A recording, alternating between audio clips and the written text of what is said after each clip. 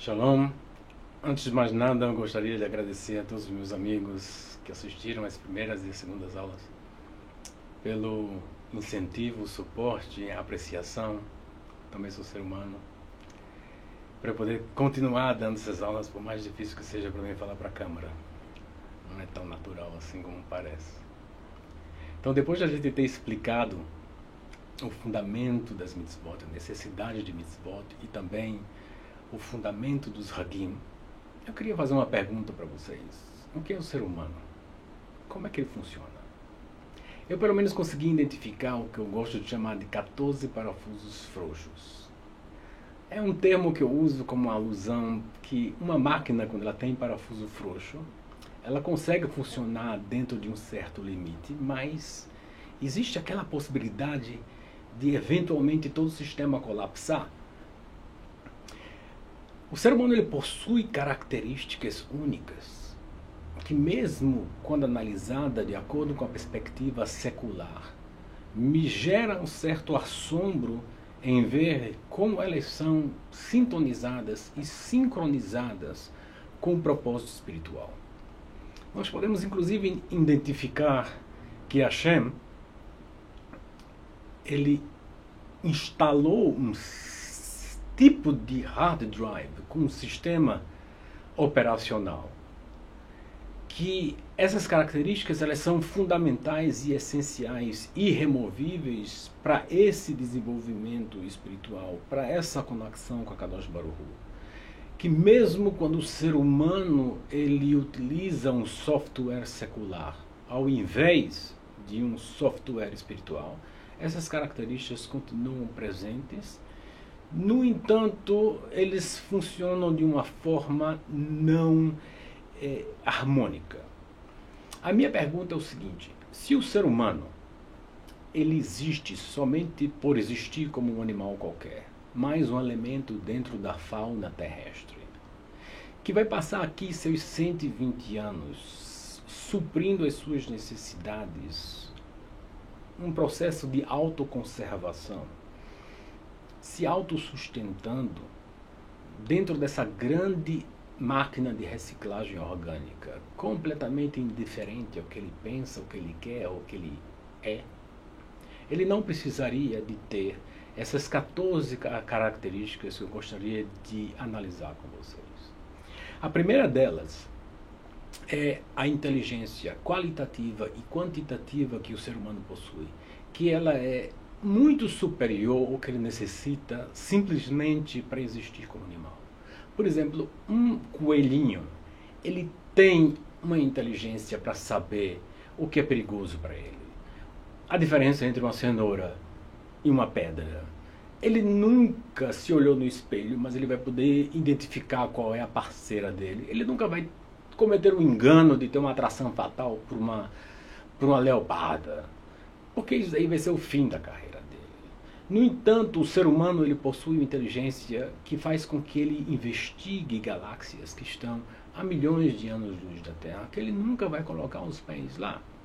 Vamos simplesmente tomar a física, que tem uma certa continuidade, desde Galileu Galilei a Newton, com a questão da física mecânica.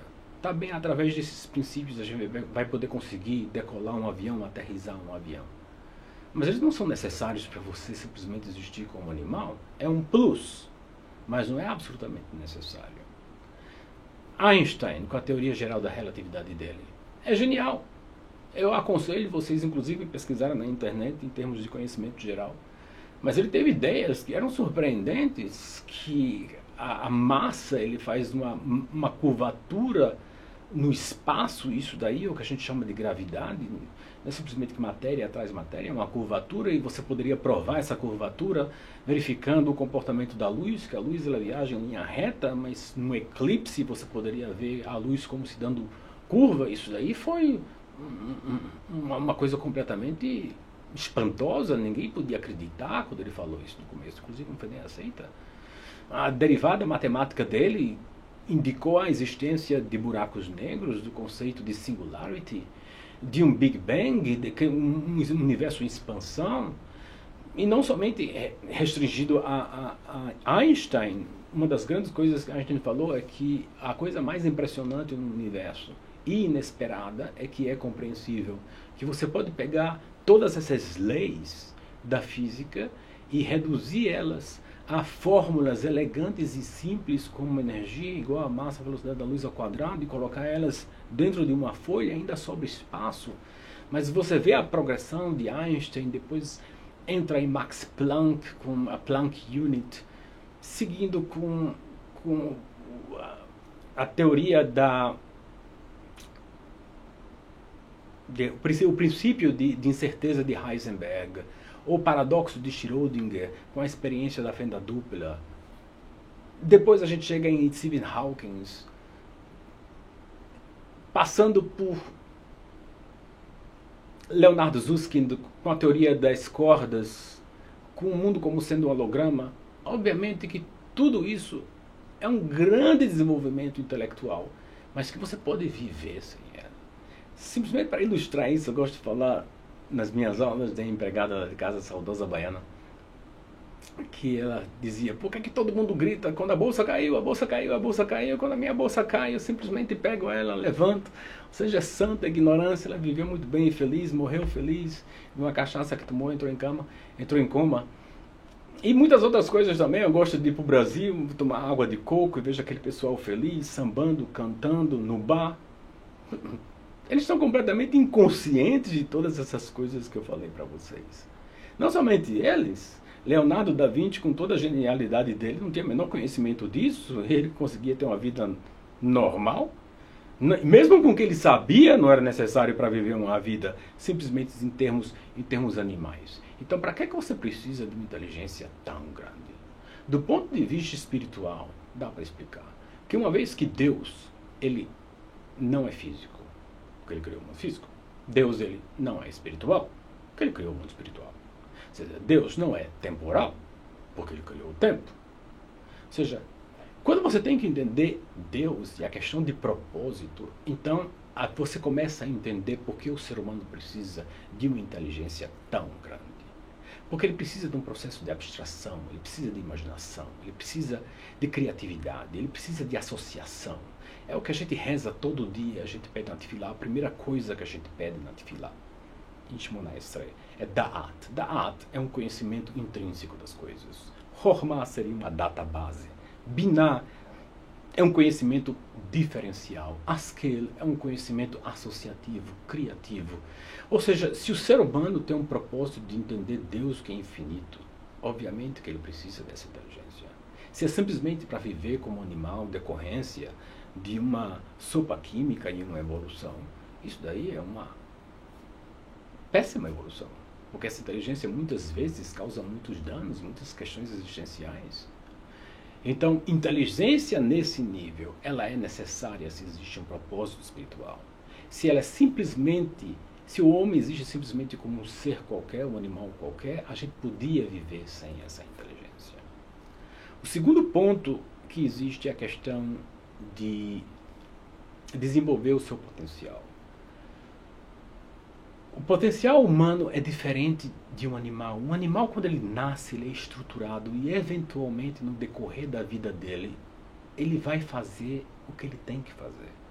Ou seja, um leão, quando ele tem os filhotinhos dele, os filhotinhos não sabem de nada, mas eles vão aprender a caçar, o leão vai ensinar o filhote a caçar. Ou seja, o que é esperado de um leão vai, eventualmente, se materializar. No entanto, no ser humano não é assim. O ser humano, o que é esperado dele, se ele não coloca as pilhas, se ele não se esforça, ele não vai desenvolver o potencial dele. Então a questão de o potencial humano é mais uma característica, é mais um parafuso frouxo, que você entende ele do ponto de vista espiritual.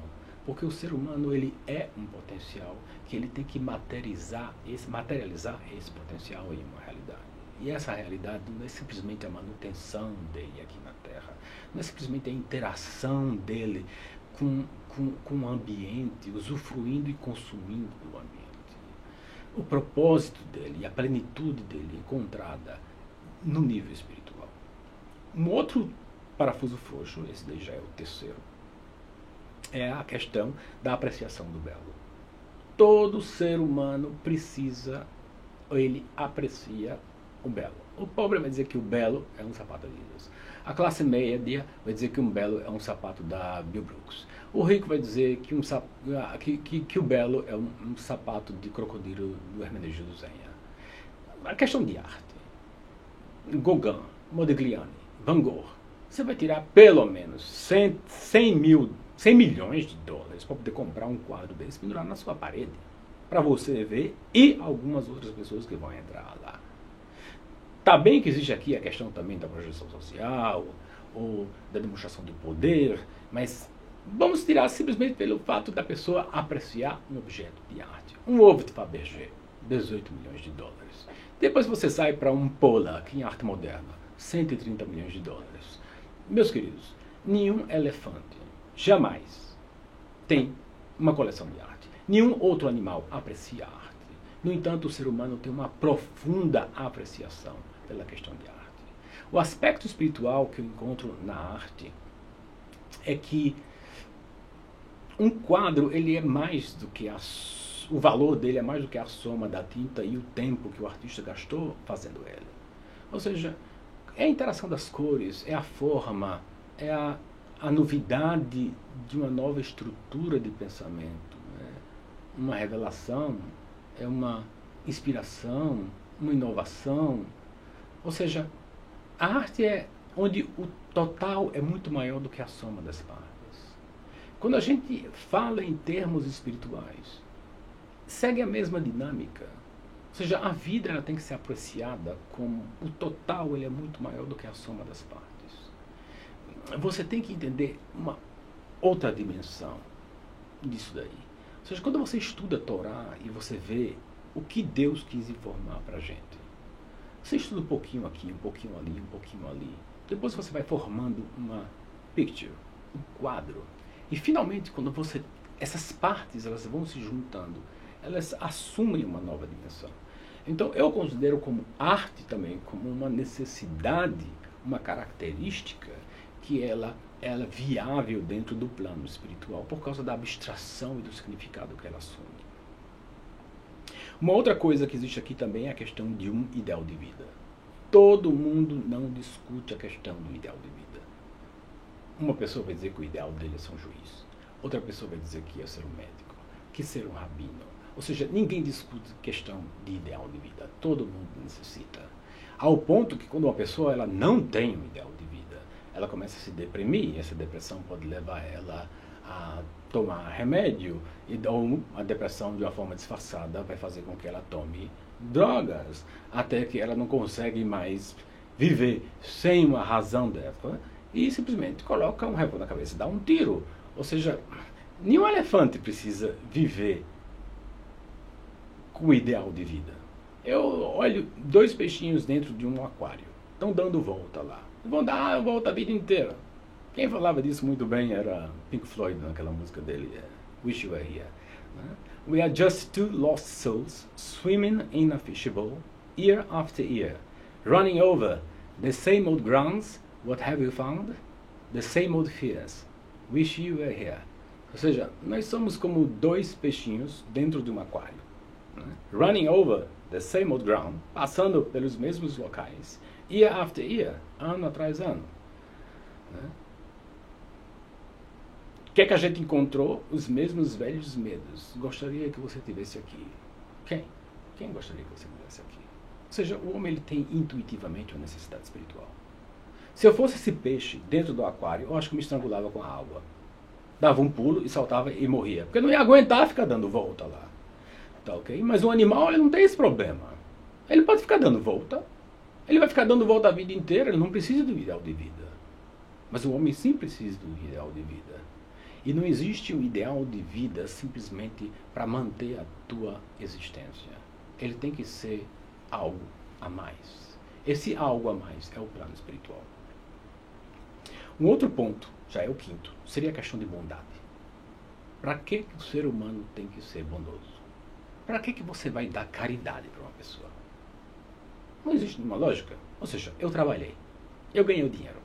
O Quem é que tem que gastar esse dinheiro? Eu. Então vem uma pessoa e fala, olha, não tenho o que comer. Qual é a resposta lógica? Se eu não tenho o que comer, compra. Mas eu não tenho dinheiro para comprar. Trabalha. Mas eu não tenho trabalho. Vende algo. Mas eu não tenho nada para vender. Pede emprestado. Mas ninguém me empresta. Eu digo, bicho, eu já te dei um monte de solução. O que é que você quer? Que eu te dê dinheiro? Por que eu vou te dar dinheiro? Eu trabalhei. Eu usufruo dele. Mas por que o ser humano ele gosta de ajudar uma outra pessoa? Por que ele tem essa necessidade? Um exemplo seria uma pessoa no campo de concentração. Tem um desconhecido do lado dele. Está morrendo, dizendo pão, pão, pão. A pessoa faz o cálculo. Ah, não vou passar mais um dia, não vou morrer. Esse pão que eu vou comer mesmo é para matar a fome de 3 anos e meio atrás. E ele vai dar isso daí para a pessoa que está morrendo do lado dele. É um ato nobre, invejável. Vai manter a barriga dele cheia? Não. É contra o instinto de sobrevivência? Por que ele está fazendo isso? Um animal ele jamais vai fazer um negócio desses. Quando um leão sai com os leãozinhos dele para caçar e não tem comida, ele encontra um coelhinho. Ele come o coelhinho. E os filhotinhos vão ficar esperando. E se passar 2 semanas sem ter o que comer, ele já começa a ver leãozinho assado. Ele vai comer os filhotes dele. Mas o ser humano não funciona dessa maneira. Por que não? Então, do ponto de vista espiritual, rapidamente falando, uma vez que o conceito de existência ela é decorrente da materialização de um conceito que se chama bondade, que é oriunda do nome Yud-Kei Vav-Kei, então o ser humano, quando ele faz bem para uma outra pessoa, é como se ele estivesse justificando a própria existência dele. Isso é o que eu chamo do inconsciente espiritual. Do ponto de vista de sobrevivência humana, dividir o pão com o outro é um absurdo. Principalmente quando você precisa. Mas do ponto de vista espiritual, não existe nada mais nobre. O meu 6º ponto é uma sensação de imortalidade. Eu pergunto a você.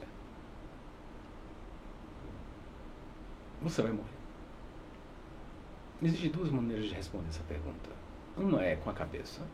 Aí você vai me dizer, sim, eu vou morrer. Eventualmente todo mundo morre, eu morro também. Vou morrer também. Tem muita gente que gosta de dizer eventualmente. Por que dizer isso de uma forma indireta? Mas quando eu fiz a pergunta para você, você sentiu a pergunta com certeza na barriga. Porque de uma certa forma o ser humano ele acha que ele é imortal. Reflita isso por um momento. A maneira como nós vivemos é como as outras pessoas morrem. As outras pessoas sofrem acidentes. Eu posso correr que nem um louco na estrada e nada vai acontecer. Eu posso tomar droga e não vou morrer de overdose. Eu posso me aventurar a nadar e não vou morrer afogado. Eu posso fazer piruetas com bicicleta, com moto e não vai acontecer nada comigo. E, no entanto, as coisas acontecem. Mas ele tem tanta segurança em si mesmo. Não somente na técnica dele, mas porque intuitivamente ele realmente contempla a eternidade. Ou seja, nenhum animal contempla a eternidade. Mas, do ponto de vista espiritual, existe o componente de eternidade. Porque uma vez que o ser humano possui uma alma, e essa alma está conectada com o mundo espiritual, e o mundo espiritual ele tem um componente de eterno, porque ela é conectada com Deus, e o divino por si só é eterno. Então, mais uma vez, o ser humano percebe de forma intuitiva a questão da imortalidade. A mesma coisa com uma percepção espiritual. Ou seja, a percepção espiritual aqui na minha lista, ela vai como o 7º, 8º, já perdi as contas. Mesmo as tribos que estão completamente separadas uma das outras, elas sim desenvolvem uma questão de uma percepção de uma realidade espiritual. Mesmo que exista uma separação entre elas. Porque, mais uma vez, um ser humano que evoluiu de uma sopa química e a evolução natural das espécies, não existe a possibilidade de você ter uma alma. Ou seja, por que ele tem esse delírio espiritual? Por que ele tem uma necessidade espiritual? Por que você está me escutando aqui? Por que você cogita isso? O nono ponto é a questão da integridade. Por que o homem tem que se sentir íntegro? Justo? Por que ele tem que desenvolver um sistema legal? Afinal de contas, na selva, não existe nenhum problema. Ou seja, o leão saiu para comer. Está com fome. Não encontrou nada para comer, a não ser uma coelhinha que tinha acabado de parir 4 coelhinhos. Aí ele fala, oba, sobremesa. Aí salta o coelho, pai, com a placa, e fala, isso é cruel. Não faça um negócio desse. Não é justo. O leão olha para o coelhinho. E come, todos eles. Família que a comida junta, permanece junta. Ou seja, por que o homem tem uma necessidade da questão de integridade? Por que ele tem uma necessidade de estrutura? Porque ele simplesmente não pode fazer o que dá na telha, sem remorso, sem uma autoavaliação. Uma coisa interessante é que mesmo dentro de uma prisão, onde você só tem assassino e estuprador, você não vai encontrar nenhum culpado lá. Todos eles são inocentes. Eles não podem assumir. Sim, matei porque eu tenho prazer de matar. Mas eles vão sempre encontrar um motivo de justificar o desvio deles. De uma certa forma, pode justificar um certo nível de integridade. Paixão. Para que o ser humano precisa de tanta paixão, amor, romance? A atração é essencial para a sobrevivência das espécies. Então, o ser humano vai ter atração. Mas o aspecto de paixão, romance, de amor, pelo menos nessa intensidade que você vai fazer filmes e músicas, e que não tem fim a criatividade humana em descrever todos esses estágios e que promove sensações, identificação, dor de cotovelo, quem nunca sofreu uma dor de cotovelo, quem nunca viveu um grande amor. O ser humano não precisa disso, é essencial para ele. Mas como animal, não. Ou seja, numa relação com Deus, existe o componente de amor, de devoção, de interação, de loucura. Isso sim existe. Ou seja, nos livros cabalísticos, muitas dessas coisas são descritas. Você vê a Havta Tashem Elokeinu, você vai amar a Deus, teu Deus. Como é que eu vou amar a Deus? Como você vai amar uma pessoa? Você ama uma pessoa através do conhecimento. Ou seja, não simplesmente o conhecimento técnico, mas quando você realmente observa as qualidades, quando você aprecia as características dessa pessoa, quando você curte a maneira dela ser, quando você curte a maneira dela pensar, quando você admira a maneira dela agir, você ama essa pessoa. É impossível amar uma pessoa sem transformar conhecimento em apreciação emocional. É por isso que a gente fala, você vai saber hoje, mas você vai trazer esse conhecimento para o teu coração. Porque vai ser impossível de você amar a Deus se você não conecta o lado intelectual com o lado emocional. E nós vamos desenvolver essa ideia também. A questão da autoestima, meu 10º parafuso frouxo, e o autoconhecimento. 11ª superação, o herói dentro de você. Aquele potencial oculto. Aquela coisa que você tem que revelar, ou seja, aquele cara que pulou em cima da bomba e que morreu por outras pessoas. Ele tinha um herói dentro dele, mas uma determinada situação precisava revelar esse heroísmo. E que é tão apreciado. Um animal não tem esse nível de heroísmo. O 12º ponto, a capacidade de vibrar e saborear a êxtase da existência. 13º ponto, liderança, controle da própria vida. 14º ponto, paz e interação. Todas essas características humanas, do lado positivo, e as derivadas delas, no lado negativo, elas são exclusivas do ser humano. Nenhum outro animal na face da Terra possui essas características. Porque para viver como animal elas não são necessárias. Mas para desenvolver o ser espiritual, desenvolver este ser humano, o que a gente chama de Adam, que Deus teve inicialmente a ideia de criá-lo, Que na verdade a ideia de criar o ser humano foi a primeira ideia que surgiu da possibilidade de criar algo que não tem direito intrínseco à existência e através da vida de 120 anos, utilizando dessas características, lograr uma conexão e uma interação com o Criador é o maior ato de bondade que Deus podia fazer. Bezat Hashem, nós vamos desenvolver esses temas. Eu vou tentar ampliar muito do que a gente falou em outras aulas e estaremos em contato. Vocês podem fazer os seus comentários aqui embaixo, o que não ficou claro. Um dia eu faço uma aula de perguntas e respostas e contribuam um pouco de espiritualidade para suas famílias e para os seus amigos. Tudo de bom. Shalom, Leitão.